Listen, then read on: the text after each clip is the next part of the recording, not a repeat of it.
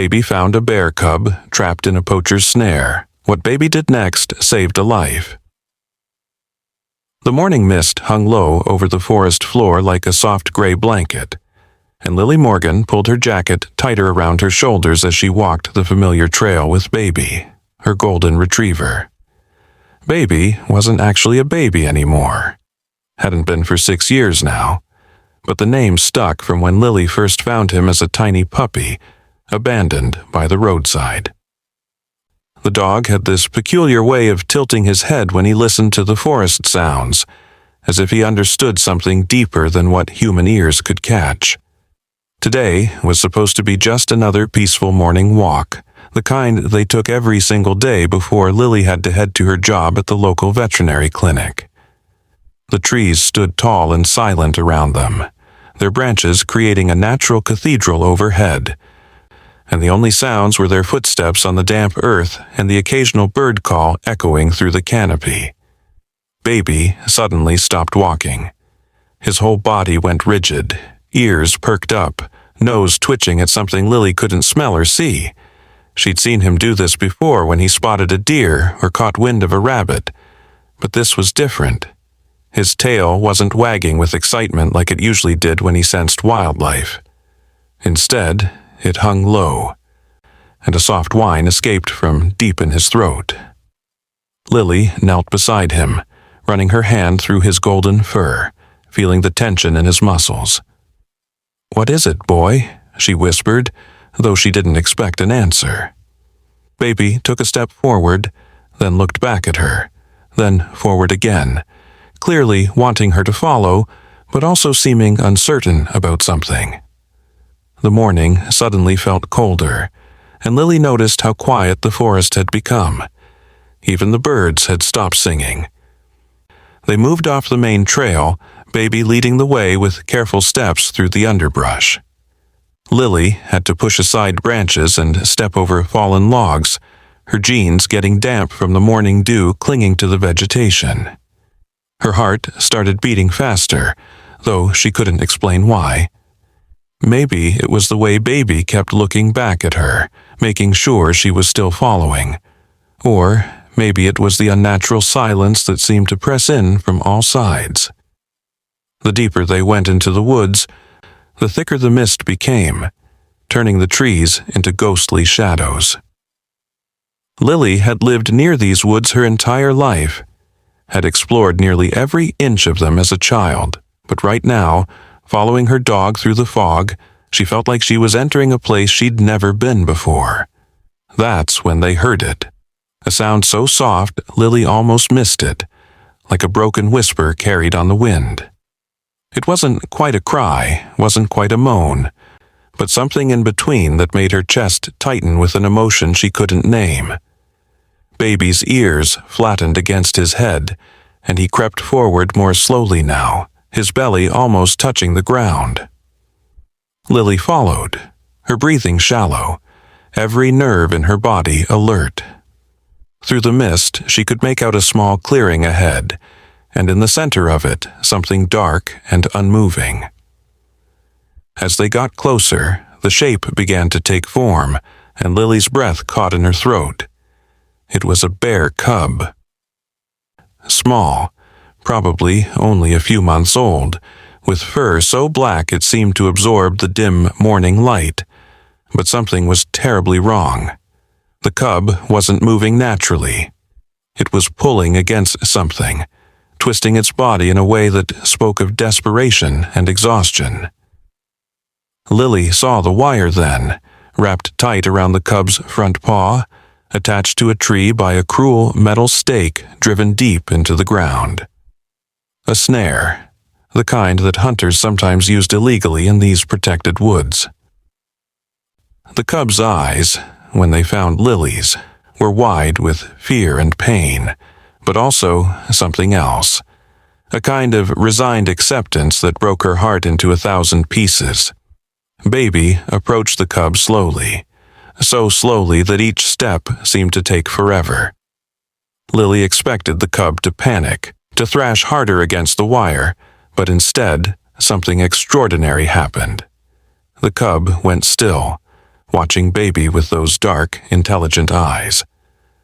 Baby lay down a few feet away from the trapped animal, his head on his paws, and let out a soft, sympathetic whine.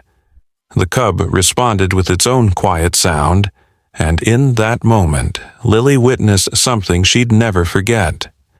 A conversation without words, an understanding between two creatures that transcended species.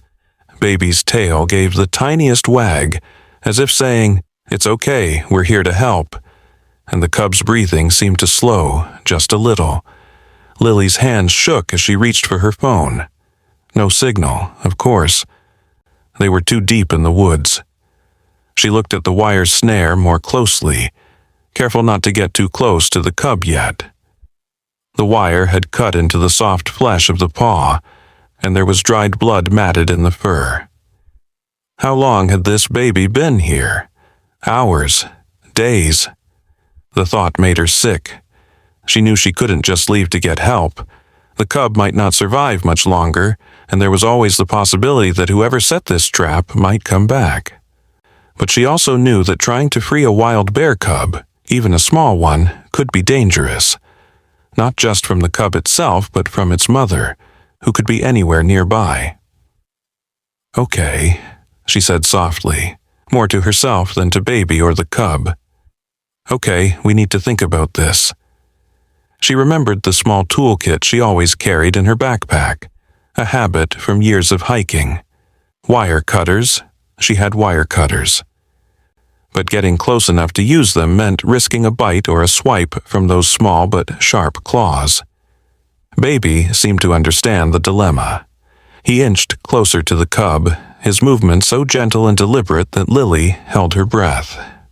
The cub watched him approach, its body tense but not aggressive. When Baby was close enough, he did something that made Lily's eyes fill with tears. He began to lick the cub's uninjured paw, the way a mother might clean her baby. The cub's eyes closed for just a moment, and its body relaxed slightly. This was Lily's chance. Moving as slowly as Baby had, she approached from the opposite side. The cub's eyes snapped open, fixing on her with an intensity that made her freeze. But Baby kept licking, kept offering that gentle comfort, and gradually the cub's attention split between them. Lily pulled out the wire cutters with movement so slow they barely seemed like movements at all. She spoke in a low, continuous murmur, the same tone she used with frightened animals at the clinic. "It's okay, little one. We're going to help you. Just a little bit longer. You're being so brave." The wire was tighter than she'd expected, and she had to be careful not to cut the cub's skin further. Every time the tool touched the wire, the cub flinched, but Baby would increase his gentle ministrations, distracting the frightened animal. It took several agonizing minutes, but finally, with a soft snap, the wire gave way. The cub pulled its paw free immediately, stumbling backward, and for a moment Lily thought it would run, but it didn't. It sat down heavily, holding its injured paw up, looking between Baby and Lily with what she could only describe as confusion. That's when they heard the branch crack behind them. Lily's blood turned to ice as she turned slowly, expecting to see the massive form of a mother bear. But instead, she saw a man, tall, wearing a ranger's uniform, with kind eyes behind wire-rimmed glasses. Ethan Marshall. She recognized him from town, though they'd never officially met.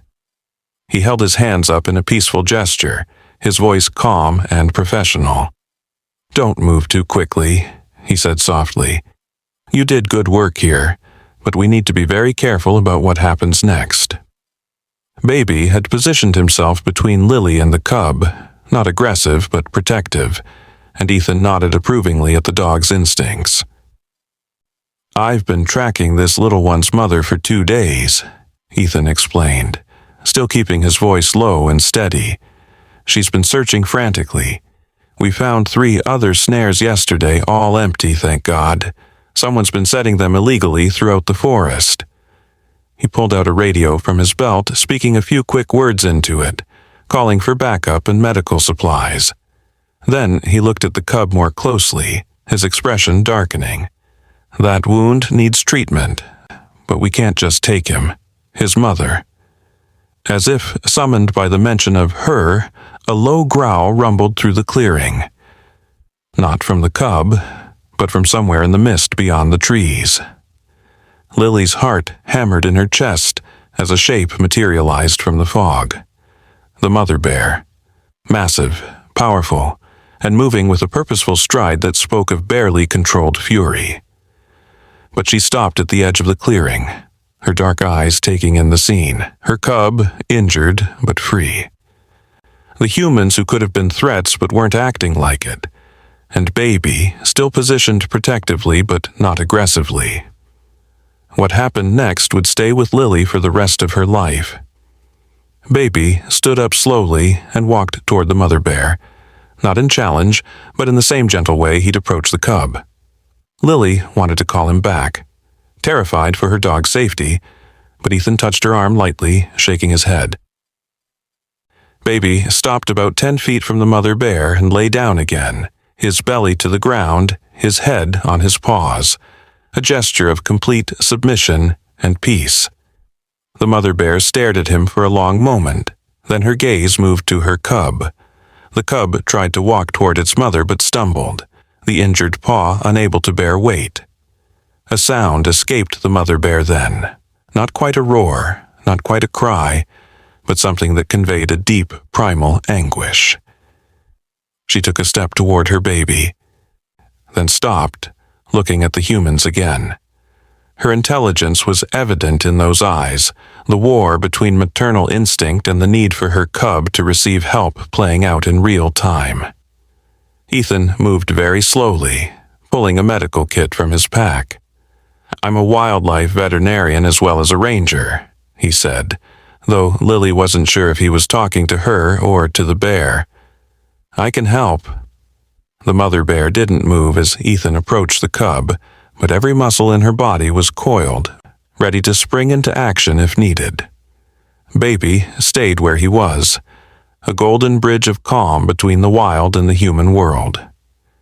Ethan's hands were steady as he cleaned the wound, applied antibiotic ointment, and wrapped the paw in a soft bandage. The cub whimpered once, and its mother shifted, but Baby lifted his head and gave a soft woof, almost like reassurance, and incredibly, the mother bear settled again. "This is impossible," Lily whispered, and Ethan gave her a small smile without taking his eyes off his work. "Animals understand more than we give them credit for," he said. "Your dog, he's special. He's speaking a language older than words."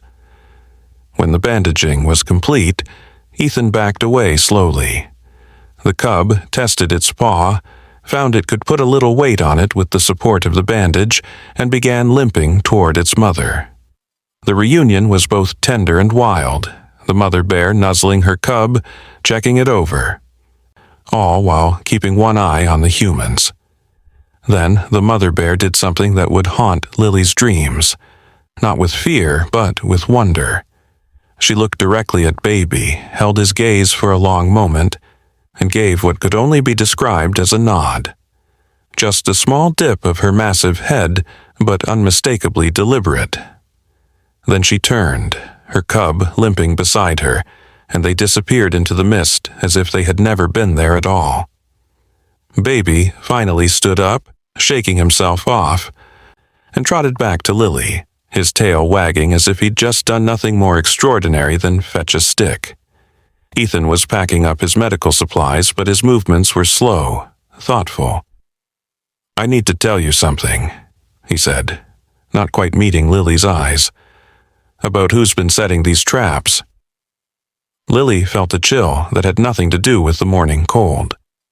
"You know who it is?" she asked. Ethan nodded, his expression troubled.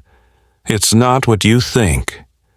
It's not poachers looking to sell bear parts on the black market. It's more complicated than that."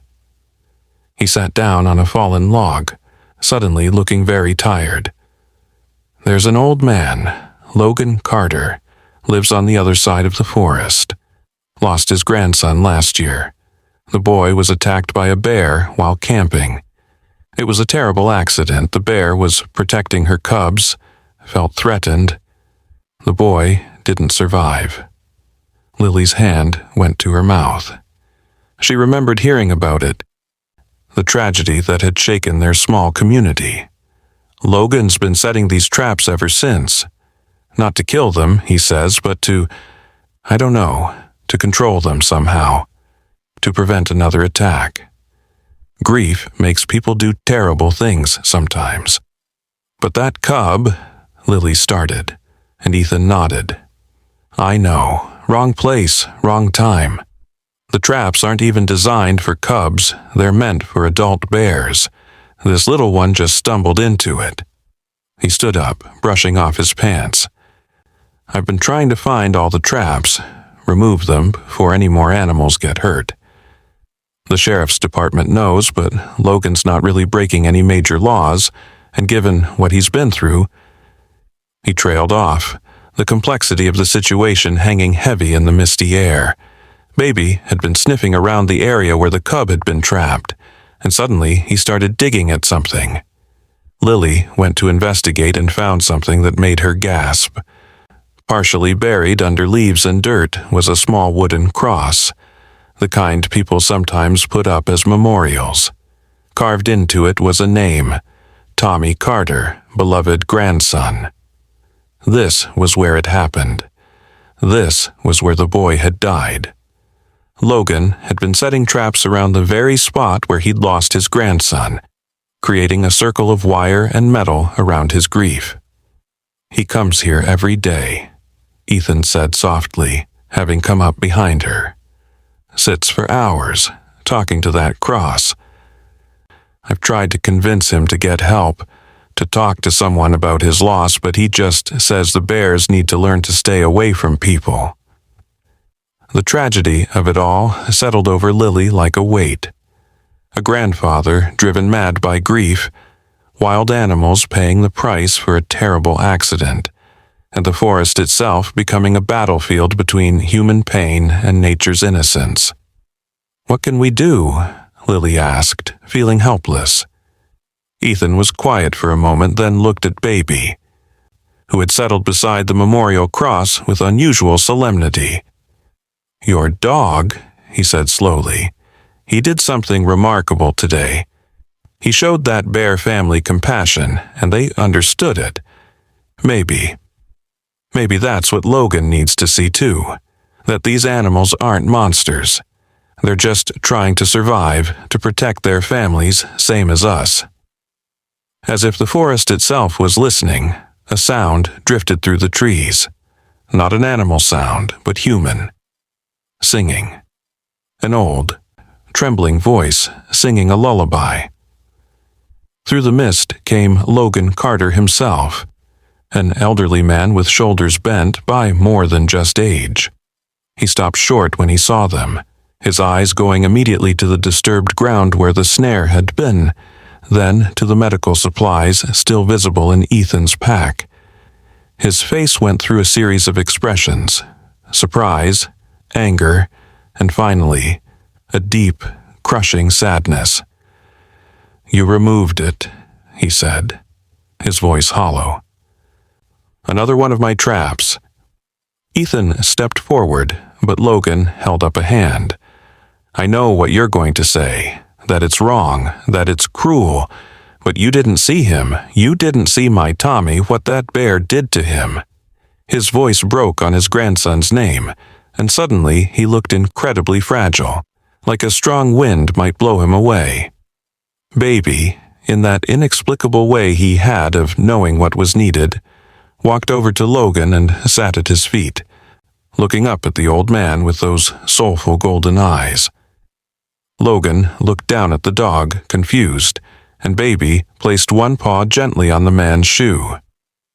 It was such a simple gesture, but something in Logan's face crumbled.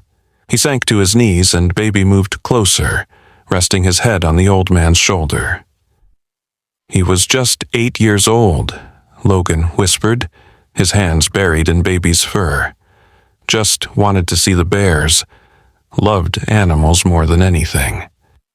I told him to stay close, but he saw cubs playing and ran toward them.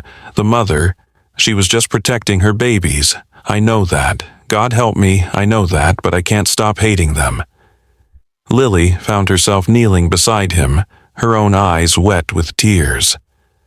A cub was caught in your trap, she said gently. Just a baby, probably the same age as those cubs your Tommy wanted to see. Its mother came looking for it. She could have attacked us, but she didn't. She just wanted her baby back, same as any mother would. Logan's shoulders shook with silent sobs, and Baby pressed closer, offering the kind of wordless comfort that only animals can provide. "I've become the monster," Logan said finally, his voice barely audible. "Setting traps for babies. Tommy would be so ashamed of me." Ethan knelt on Logan's other side. "Grief makes us do things we never thought we could," he said. "But it's not too late to make it right. Help me remove the rest of the traps. Help me protect these animals the way Tommy would have wanted to."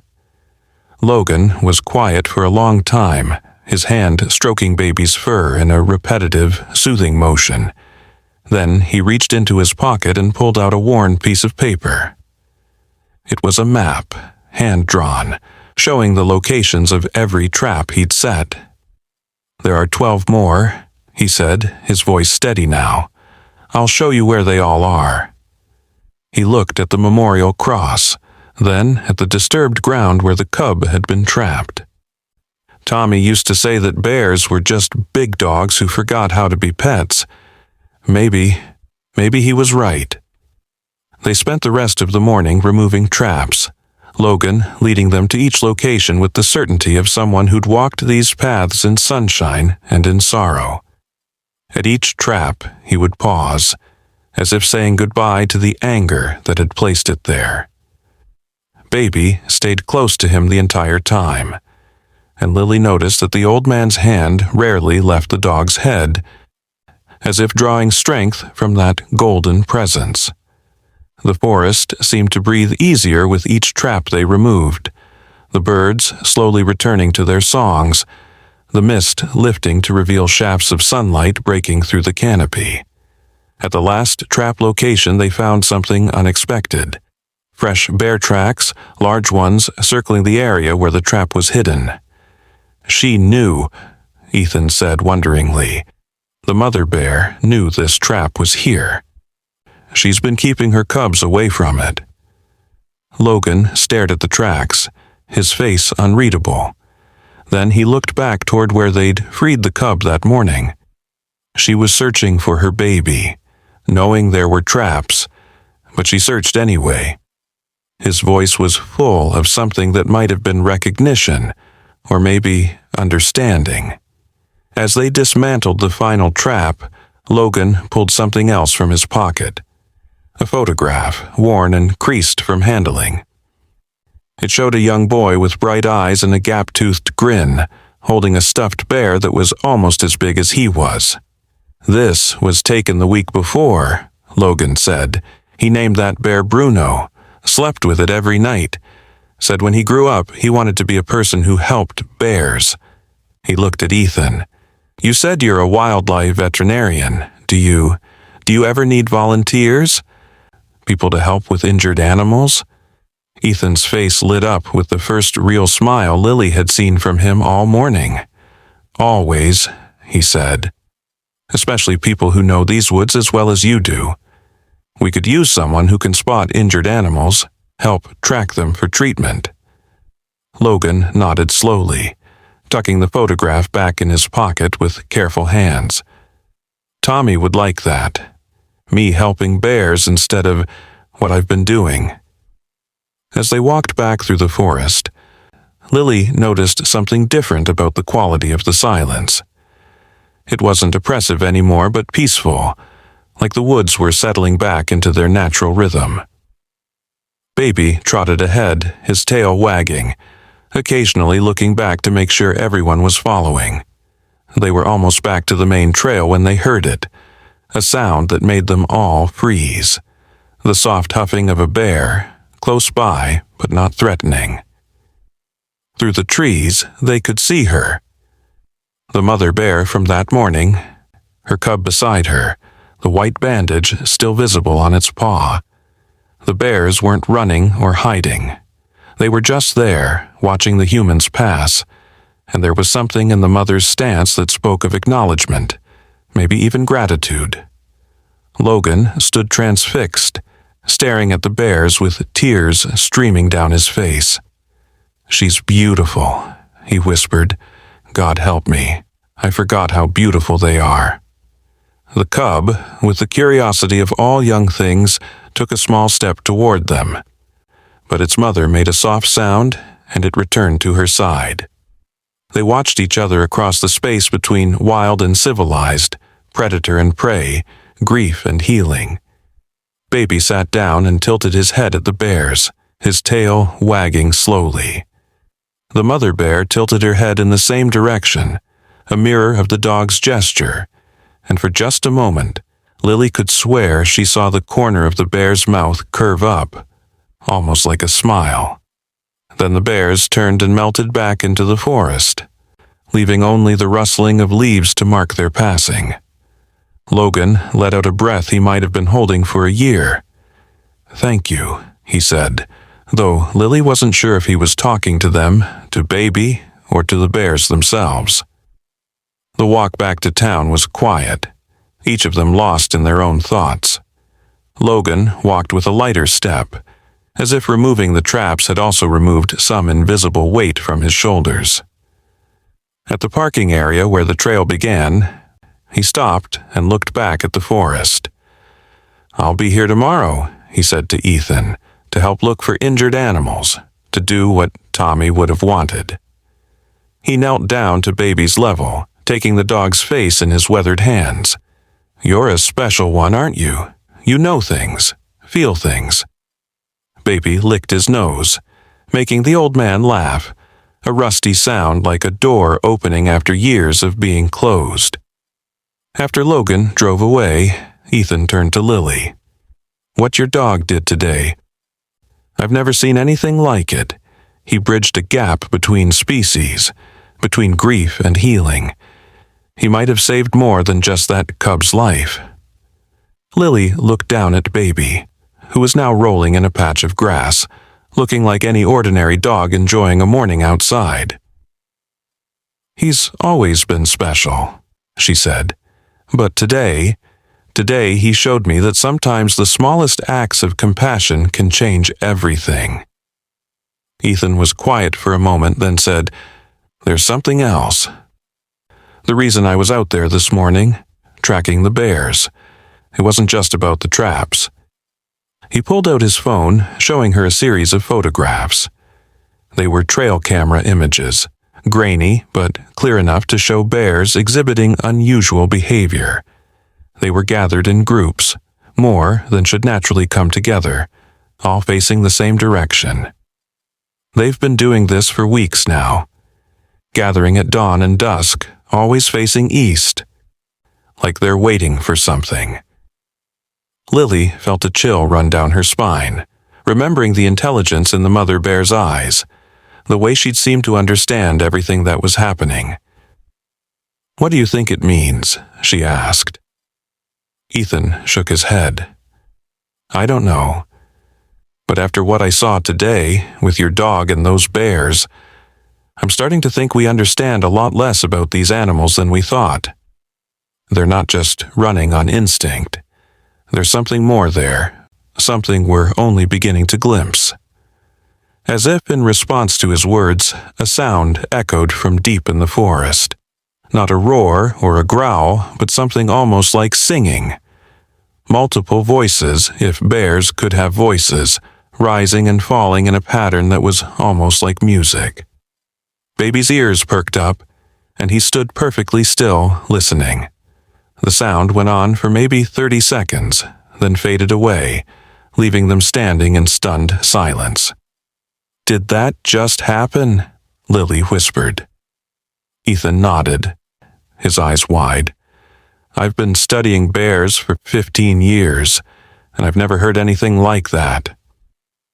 They stood there for a few more minutes, hoping to hear the sound again, but the forest had returned to its normal sounds of birds and wind through leaves. Finally, Lily clipped Baby's leash to his collar, preparing to head home. "Will you let me know if you figure out what's going on?" she asked Ethan. He nodded, still looking toward the forest with a mixture of wonder and confusion. "You'll be the first to know. And Lily, thank you.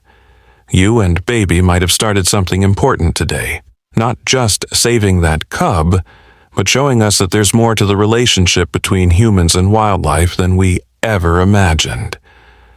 As Lily drove home with Baby curled up in the back seat, she couldn't stop thinking about everything that had happened. The trapped cub, the grieving grandfather, the mysterious gathering of bears, and that haunting sound from the forest. She glanced in the rearview mirror at Baby, who was already fast asleep, his paws twitching as he dreamed. What was he dreaming about? Did he dream of the bears?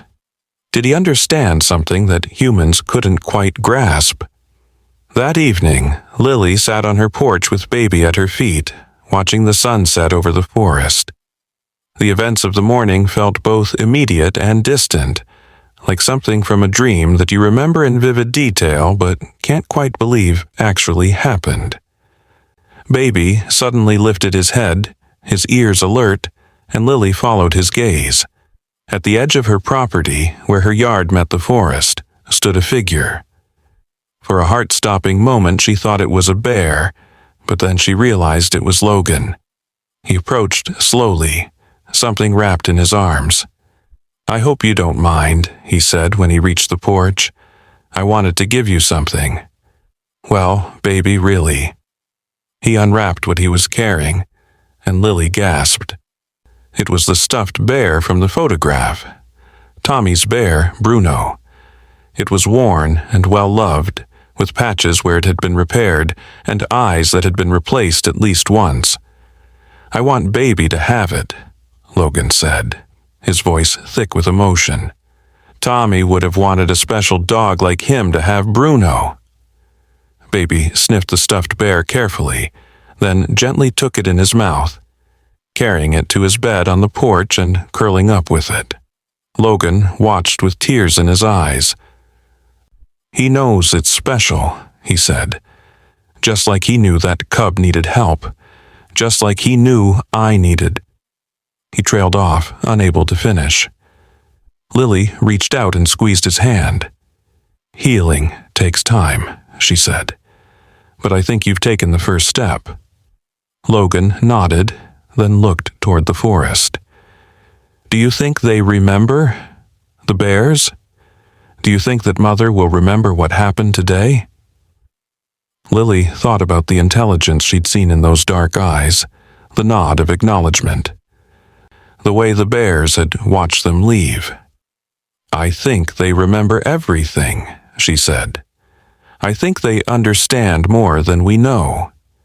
And I think that cub will grow up knowing that not all humans are threats, that some of them, and some of their dogs, can be friends." As Logan left, Lily noticed something in the dimming light. Fireflies were beginning to emerge, earlier in the season than usual, their gentle lights dancing at the forest's edge. But there was a pattern to their movement, almost like they were responding to something. Baby watched them intently, his tail wagging slowly, and Lily wondered if he could see or sense something she couldn't. The mysteries of the day seemed to multiply rather than resolve, each answer leading to new questions. That night, Lily was awakened by Baby's soft whining. He was standing at her bedroom window, his paws on the sill, looking out toward the forest. Lily joined him, and what she saw took her breath away. Lights in the forest, but not fireflies. These were larger, steadier, moving with purpose through the trees. As her eyes adjusted, she realized they were eyes dozens of pairs of eyes, reflecting the moonlight, all moving in the same direction. Bears, deer, foxes, even smaller creatures, all traveling together through the night. Baby made a soft sound in his throat, not quite a bark, more like he was trying to speak. Lily put her hand on his head, feeling the slight trembling of excitement or recognition running through him. "You understand something about this, don't you?" she whispered. Baby looked up at her, and in his eyes she saw the same depth of knowing she'd seen in the mother bear's gaze. There were layers to the world, connections between all living things that humans had forgotten how to see, but somehow Baby still remembered. The procession of animals continued for nearly an hour, and Lily and Baby watched it all, witnesses to something ancient and profound. When the last pair of eyes disappeared into the darkness, Baby finally relaxed, padding back to Lily's bed and curling up with Bruno, the stuffed bear, still in his possession. Lily lay awake for a long time after, her mind racing with possibilities. What if the bears' gathering wasn't unusual at all? What if it was something that had always happened, but humans had just stopped noticing? What if Baby's actions today had somehow made her worthy of seeing it? In the morning, she called Ethan to tell him what she'd seen, but he was already ahead of her. "My cameras caught it too," he said, excitement clear in his voice. "It's not just here. I've been getting reports from rangers all over the state. Animals moving together, predator and prey, all heading east. And Lily, they all started right around the time we freed that cub. It's like something shifted, some balance was restored." Lily looked at Baby, who was having his breakfast, acting like a completely normal dog. Or maybe, she said slowly, something was awakened. The implications were staggering. If animals could communicate across species, if they could organize and move with shared purpose, what else were they capable of? And what had triggered this? Was it really connected to saving the cub, or was that just a coincidence? Ethan was quiet on the other end of the line, then said, "I think we need to follow them, tonight, see where they're going." Lily agreed immediately, though part of her was terrified of what they might discover. That day passed in a blur of preparation and anticipation. Lily went through her normal routine at the veterinary clinic, but her mind was elsewhere, replaying every moment from the forest, every look that had passed between Baby and the bears. Her colleagues noticed her distraction, but she couldn't begin to explain what was occupying her thoughts. How could she tell them that her dog might have unlocked some secret communion between species? That the animal kingdom might be far more aware and connected than anyone imagined? As evening approached, Lily met Ethan at the trailhead. Logan was there too, having insisted on joining them when Ethan told him about the procession. "I've spent a year seeing these animals as enemies," he said. "Maybe it's time I learned to see them as they really are." Baby seemed to understand that something important was happening. He stood alert and ready, his usual playful energy replaced by a focused intensity. As darkness fell, they entered the forest, following the same path the animals had taken the night before. The forest at night was a different world entirely. Every sound was amplified, every shadow potentially significant. They walked in single file, Baby leading, his steps sure and purposeful. He seemed to know exactly where they were going, though Lily had no idea how. They'd been walking for about an hour when Baby stopped, his body going rigid. Ahead, through the trees, they could see light. Not artificial light, but something else, a soft, natural glow that seemed to emanate from a clearing ahead. As they approached, staying hidden behind the trees, what they saw defied all explanation. The clearing was full of animals. Hundreds of them, maybe more. Bears, deer, wolves, foxes, rabbits, even birds roosting in the branches above. all sitting or standing in concentric circles around something in the center. And in that center was the mother bear from that morning, her injured cub beside her. But that wasn't the source of the light. The light was coming from the ground itself, from patterns in the earth that glowed with a soft phosphorescence. Bioluminescent fungi, Ethan whispered, his scientific mind trying to make sense of what they were seeing. But I've never seen it form patterns like this. The patterns were intricate, almost like writing or symbols, spreading out from where the bears sat in spirals and curves that hurt to look at directly. The animals were all perfectly still, as if in meditation or prayer, and the silence was so complete it felt like a physical presence. Then the mother bear stood up, and every animal turned to look at her. She made a sound.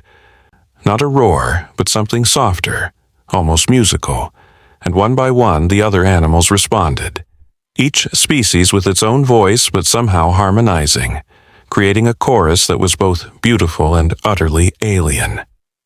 Baby took a step forward, and before Lily could stop him, he added his voice to the chorus, a long, low howl she'd never heard him make before. The sound seemed to trigger something. The glowing patterns on the ground began to pulse, growing brighter with each pulse, and the air itself seemed to thicken with energy.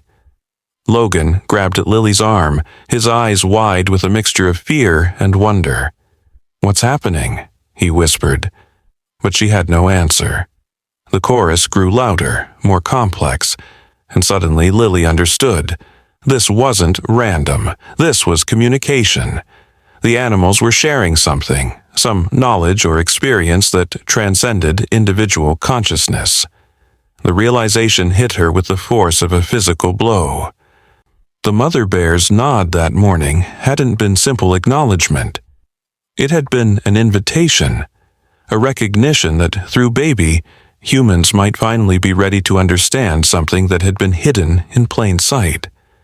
The animals had always been connected, had always shared this deeper awareness, but humans had lost the ability to perceive it, too caught up in their own noise and concerns to notice the older, deeper conversation happening all around them.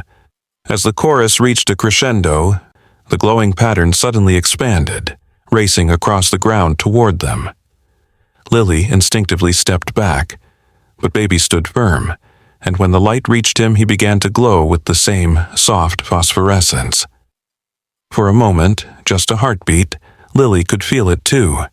Every animal in the forest, their hearts beating in unison, their thoughts and feelings flowing together like streams joining a river. The mother bear's gratitude for her cub's rescue. Logan's grandson's pure joy at seeing bears for the first time. The ancient wisdom of the forest itself, patient and enduring. Then it was gone, the light fading, the animals beginning to disperse as quietly as they had gathered.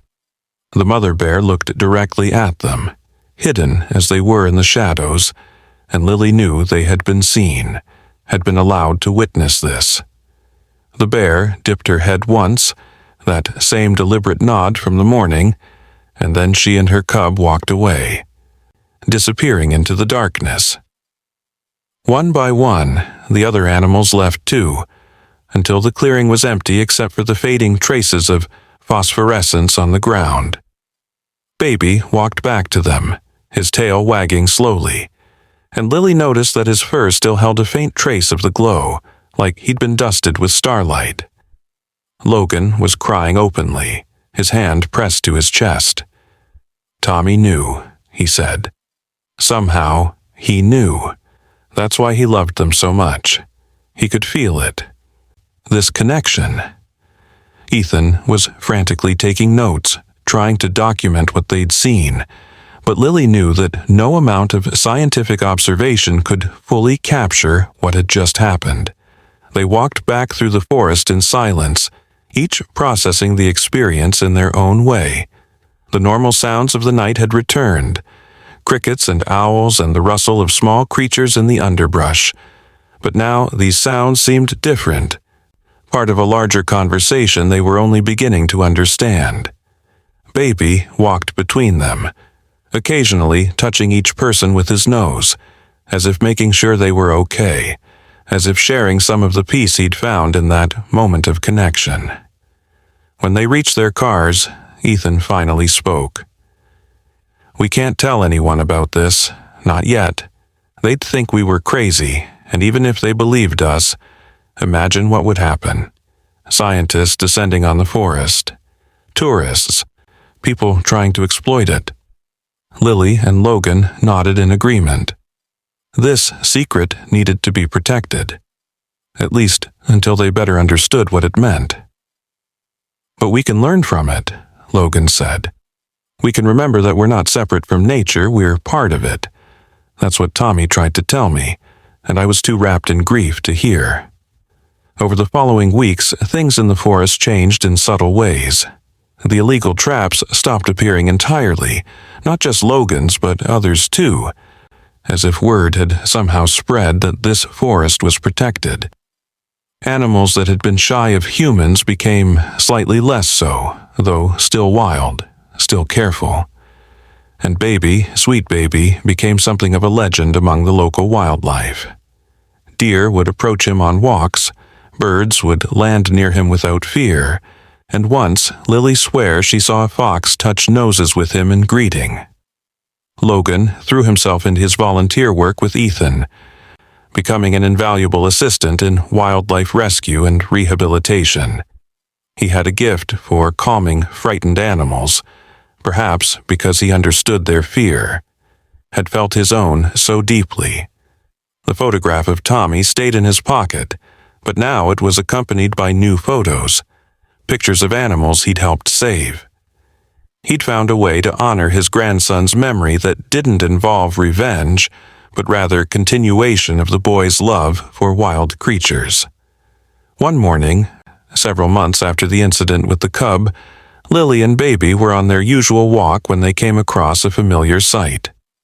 The mother bear and her cub, now much larger and fully healed, foraging for berries near the trail. Instead of running or showing aggression, the bears simply looked at them, acknowledged their presence, and continued eating.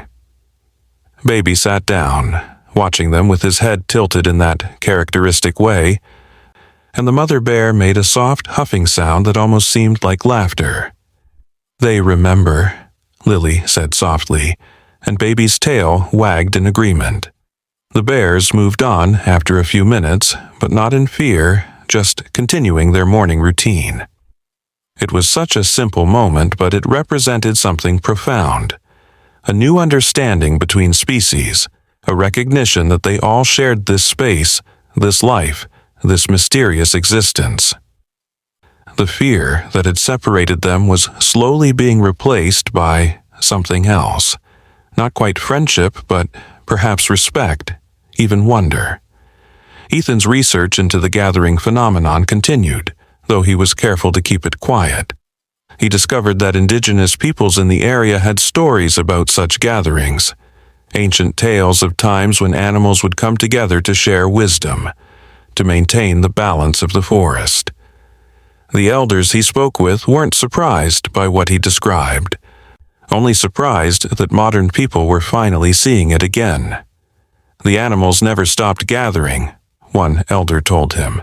Humans just stopped being invited. But Baby had somehow bridged that gap, had reminded both humans and animals that the separation wasn't necessary, wasn't natural. His simple act of compassion toward the trapped cub had rippled outward in ways none of them could have predicted.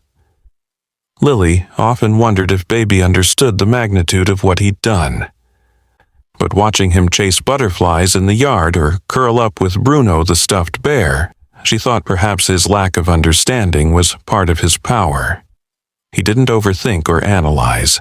He just loved, purely and simply. The story of the trapped cub became something of a local legend, though the full truth was known only to a few. Parents told their children about the brave dog who saved a baby bear, leaving out the mystical elements but keeping the heart of it. The message that kindness toward nature returns to us in unexpected ways.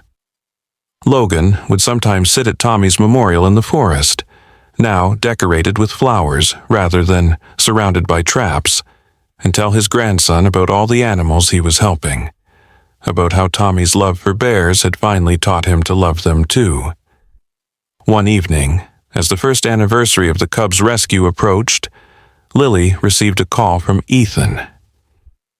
"You need to come to the forest tonight," he said, his voice trembling with excitement. "Bring baby, something's happening." When they arrived at the clearing where the gathering had taken place, they found it transformed. The phosphorescent patterns were back, but stronger, more elaborate, covering the entire clearing in spirals of soft light. And there, in the center, was the mother bear and her cub, now nearly fully grown. But they weren't alone.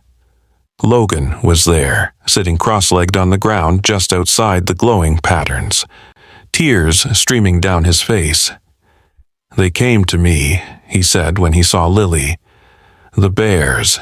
They came to my house and led me here. I know how crazy that sounds, but—" He gestured at the scene before them, as if to say that crazy had lost all meaning in the face of such wonder. Baby immediately went to sit beside Logan, and the old man put his arm around the dog, drawing comfort from his presence. More animals began to arrive, the same diverse gathering they'd witnessed before, but this time there was no hiding. The animals knew the humans were there, had perhaps invited them to be there. The mother bear looked directly at them and made a gesture with her head that was unmistakably welcoming. "I think," Ethan said slowly, "we're being shown that this is the new normal, that the barrier between our worlds doesn't have to exist anymore." As before, the chorus began, each animal adding its voice to the growing symphony, but this time Logan began to hum along, a simple melody that somehow fit perfectly with the animal sounds. Lily found herself joining in, and even Ethan added his voice to the mix. Baby, of course, howled with abandon, his voice seeming to tie all the others together. The patterns on the ground pulsed with their combined song, and for a moment the boundaries between species seemed to dissolve entirely. In that moment, Lily understood something fundamental. The cub being trapped hadn't been a random accident. It had been a catalyst, a moment when the potential for change had crystallized into action. Baby's compassion, Logan's grief transforming into love, Ethan's scientific mind opening to mystery, her own journey from a simple morning walk to standing in a glowing clearing surrounded by wild animals. It was all connected, all part of something larger than any of them could fully comprehend. When the gathering ended this time, the animals didn't simply disperse. They approached the humans, each in their own way. A deer touched its nose to Lily's hand. A fox brushed against Logan's leg.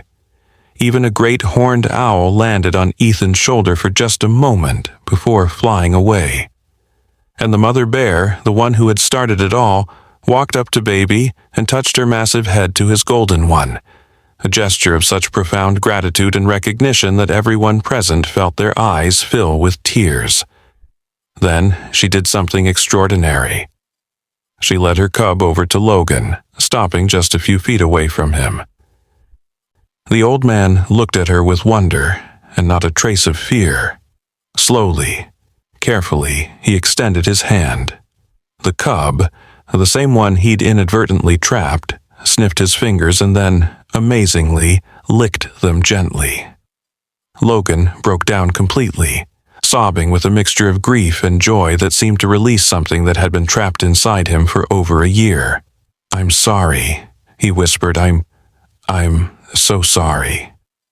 The mother bear made a soft sound, almost like a purr, and then she and her cub walked away, leaving Logan transformed.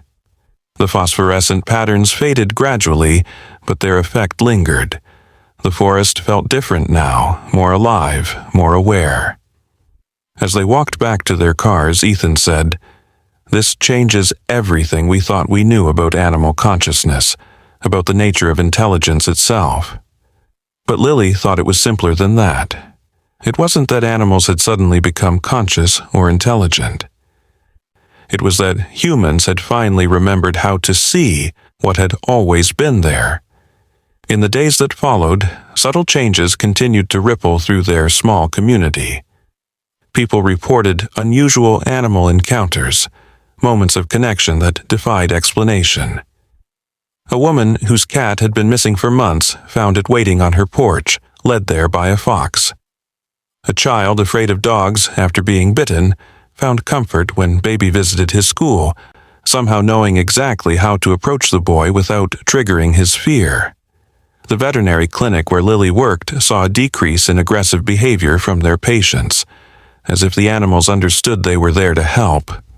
Logan became something of a guardian of the forest, walking the trails daily, removing any traps or hazards he found, educating hikers about respecting wildlife. He carried Tommy's picture still, but also a notebook where he documented every animal he saw, every moment of wonder. "Tommy's still teaching me," he would say to anyone who asked about his transformation. "Through them, through all of them, he's still teaching me about love." The mother bear and her cub were seen regularly but never hunted, never harassed. They became symbols of the forest's resilience, of the possibility of coexistence. The cub grew strong and healthy, the faint scar on its paw the only reminder of its brush with death. Sometimes, when Lily and Baby encountered them on their walks, the bears would stop and watch them pass, and in those moments the understanding between them was palpable, a bridge built of compassion and maintained by respect. Ethan's research evolved from pure science into something more holistic.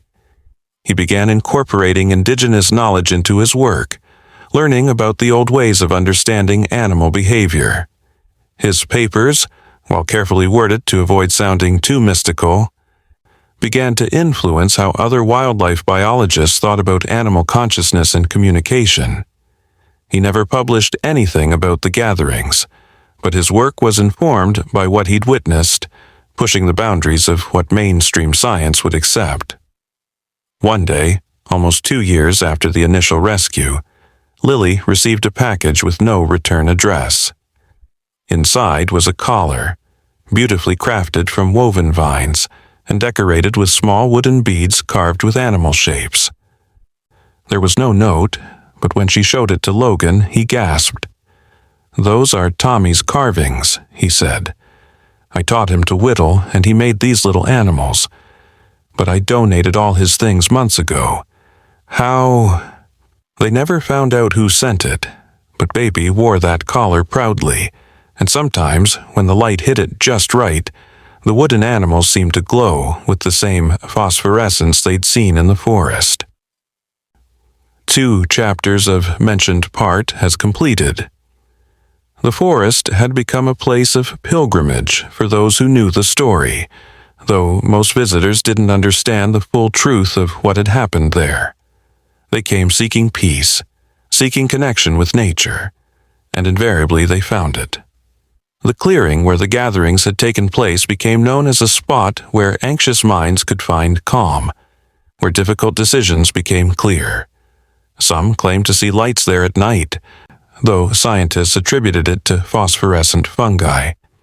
Those who knew better kept their silence, understanding that some truths are too precious to be dissected by skeptics. Baby aged gracefully over the years, his golden fur fading to white around his muzzle, his steps becoming slower but no less purposeful. His connection to the forest creatures never diminished. If anything, it seemed to deepen with time. Young animals would approach him as if seeking wisdom, and he would sit with them patiently, offering his calm presence. Lily often joked that he was running some sort of forest therapy practice, but there was truth in the humor. Baby had become a bridge between worlds, a living reminder that the separation between human and nature was an illusion. Logan lived another 5 years, some of the happiest years of his life. He spent them in service to the forest and its creatures, finding in that work a peace he hadn't known was possible after Tommy's death. When he passed, it was peaceful, in his sleep after a day spent helping Ethan release a rehabilitated owl back into the wild. At his memorial service, held in the clearing where so much had changed, something remarkable happened. Animals emerged from the forest, not approaching but visible, bearing witness. The mother bear was among them, her cub now fully grown with cubs of its own. They stayed for the entire service, then melted back into the trees as quietly as they had come. Ethan continued his work, eventually establishing a wildlife rehabilitation center that became a model for others around the country. He incorporated what he called intuitive communication into his treatment protocols, though he was careful how he described it to funding bodies. The success rate of his center was unprecedented, and veterinarians came from around the world to study his methods. He would always credit Baby as his first teacher, the dog who showed him that healing was about more than medicine, it was about connection. The gatherings continued to happen, though less frequently and with fewer witnesses. Sometimes Lily and Baby would stumble upon them, always feeling welcomed but never quite belonging in the same way the animals did. It was enough to know they were happening, that this ancient communion continued, that the forest maintained its own wisdom independent of human understanding. Each time she witnessed one, Lily felt both humbled and elevated, reminded of her place in a vast, interconnected web of life. One autumn evening, when Baby was very old and moving slowly, he led Lily one last time to the clearing. The phosphorescent patterns were there, fainter than before but still visible. The mother bear was there too, ancient now herself, surrounded by generations of her descendants. Baby walked slowly to the center of the clearing and lay down, his breathing labored but peaceful. The animals began their chorus, softer this time, almost like a lullaby. Lily understood what was happening, and though her heart was breaking, she didn't interfere. Baby passed as the sun set, surrounded by the creatures he had served as bridge and friend. The phosphorescent patterns grew bright one last time, encompassing his still form, and when they faded, he seemed to be merely sleeping. A faint smile on his graying muzzle. The mother bear approached, touched her nose to Baby's head, and made a sound that was unmistakably grief. One by one, the other animals paid their respects, each in their own way, before disappearing into the darkening forest. Lily buried Baby in the clearing, with Logan's permission from his estate, near Tommy's memorial. She placed Bruno, the stuffed bear, with him, along with the special collar. Ethan helped her plant a tree over the grave, a young oak that would grow strong and tall, providing shelter for future generations of forest creatures. As they finished, the phosphorescent patterns appeared one more time, spiraling around the newly planted tree before fading into the earth. In the years that followed, that oak grew faster than any oak should, its branches reaching wide, its roots deep. Animals would often rest in its shade, and sometimes, on quiet mornings, people claimed they could hear a sound like a dog's contented sigh coming from near its trunk. The clearing became even more of a sanctuary, a place where the boundary between worlds was gossamer thin, where anyone who sat quietly enough might glimpse the deeper connections that bind all living things. Lily continued her walks in the forest, often accompanied by a new dog, a rescue who had appeared at her door one day with golden eyes remarkably similar to Baby's. This dog, too, seemed to have an unusual understanding with the forest creatures, though perhaps that was just the nature of the place now, transformed by years of accumulated compassion and connection. She would tell the new dog stories about Baby, about the cub, about the gatherings, and sometimes the dog would tilt its head as if remembering something from long ago. The mother bear lived for several more years, becoming something of a matriarch of the forest. Her cubs and their cubs would sometimes approach humans on the trails, not aggressively but with curiosity, as if testing whether the peace that had been established still held. It always did. The story of the trapped cub had become part of the forest's memory, passed down in ways humans couldn't quite understand but could sometimes feel, a legacy of compassion that rippled through generations. Ethan eventually wrote a book about his experiences, carefully crafted to be scientifically acceptable while still honoring the mystery of what they'd witnessed. It became influential in wildlife management circles, promoting approaches that considered the emotional and social intelligence of animals. He dedicated it to Baby, who taught us that the heart knows things the mind can only guess at, and to Logan, who showed us that grief can transform into love. The book never mentioned the gatherings directly, but those who knew how to read between the lines understood. The forest itself seemed to thrive in ways that defied explanation. Despite development pressures all around it, it remained protected, as if by an invisible force. Developers who tried to encroach found their projects mysteriously failing, permits denied, funding disappearing. Environmental scientists studying the area noted unusual biodiversity, remarkable health in the ecosystem, but couldn't quite explain why this particular forest was so resilient. Those who knew the truth understood that the forest was protecting itself, or perhaps being protected by the collective will of all who dwelt within it. Sometimes, on anniversary nights of the cub's rescue, the phosphorescent patterns would appear throughout the forest, not just in the clearing. Hikers would report seeing paths of light leading them safely home when they were lost, or glimpsing animals moving in procession, all heading toward some unknown destination. The local news occasionally ran stories about the mysterious lights, but they were always explained away as natural phenomena. The few who knew the truth kept it to themselves, understanding that some magic needs shadows to survive.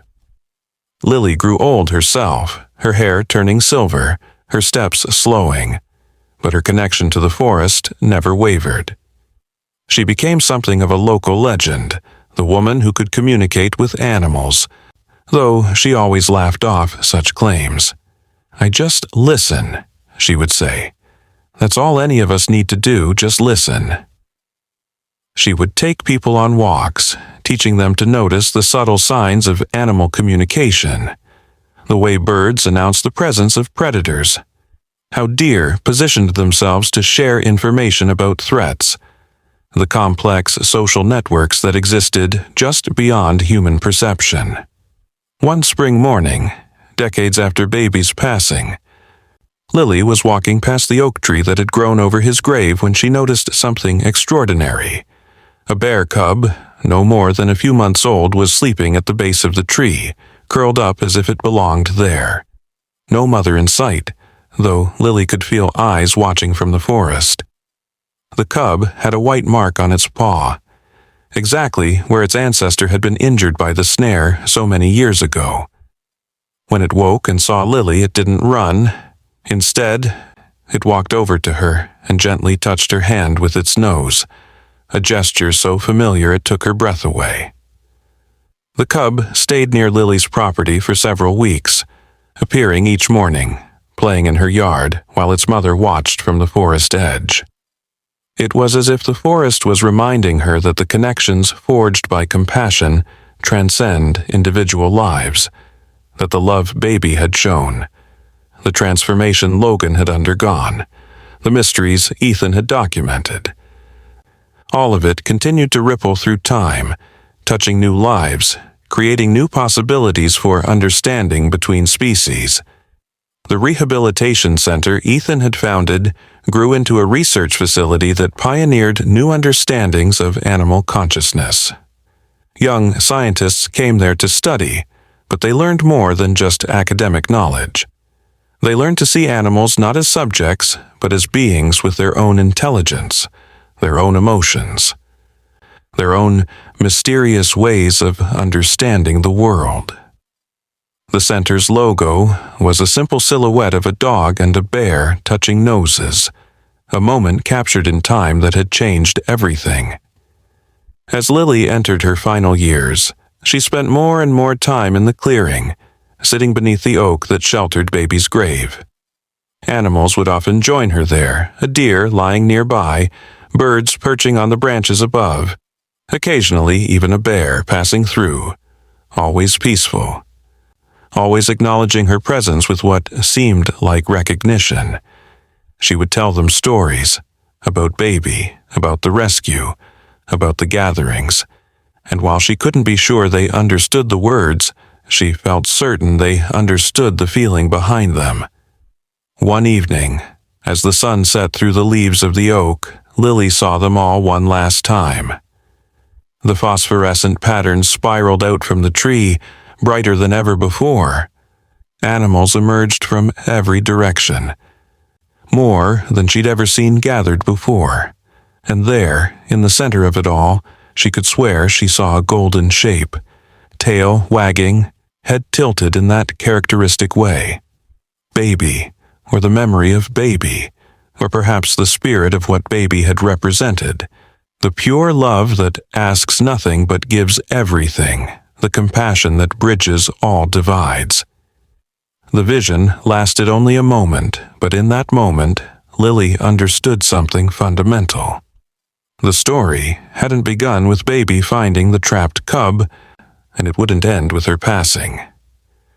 It was an ancient story, as old as the first moment a human looked into an animal's eyes and saw kinship rather than otherness. Baby had simply reminded them of what they'd forgotten, had reopened a door that fear and misunderstanding had closed. The door was open now, would remain open as long as there were those who remembered, who listened, who chose compassion over fear. When Lily passed a few weeks later, peacefully in her sleep, the entire forest seemed to mourn. Animals gathered in the clearing, not in their usual organized way, but in quiet groups, as if holding vigil. The phosphorescent patterns appeared one last time, spelling out something that looked almost like words in a language older than human speech. Those who saw it said it looked like thank you, though perhaps that was just humans trying to make sense of something beyond their understanding. The oak tree over Baby's grave grew even larger after Lily's passing, its branches spreading until it dominated the clearing. Under its shade, the memorial to Tommy, the marker for Baby, and now a stone for Lily created a small shrine to the power of transformation, to the possibility of healing, to the connections that death cannot sever.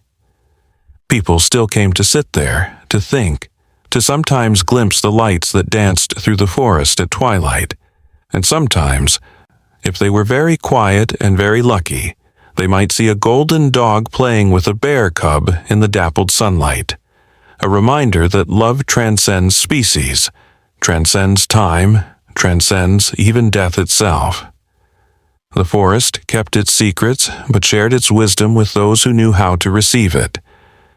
The gatherings continued, witnessed now by a new generation who understood that they were seeing something sacred, something that connected them to the vast web of life of which humans were just one small part. The story of Baby and the bear cub became legend, told and retold, each telling adding new layers of meaning, new understanding of what it means to truly see another being, to recognize the light that shines in all living things. And in the heart of the forest, where the phosphorescent patterns still appeared on certain nights, where animals still gathered to share their mysterious communion, the spirit of a golden dog and a trapped cub, set free, continued to ripple outward, touching lives, opening hearts, reminding all who encountered their story that compassion is the most powerful force in the universe, capable of transforming not just individual lives, but the very fabric of reality itself. The forest knew this. The animals knew this. And thanks to Baby, thanks to a moment of pure love when a dog comforted a frightened cub, humans were beginning to remember it too.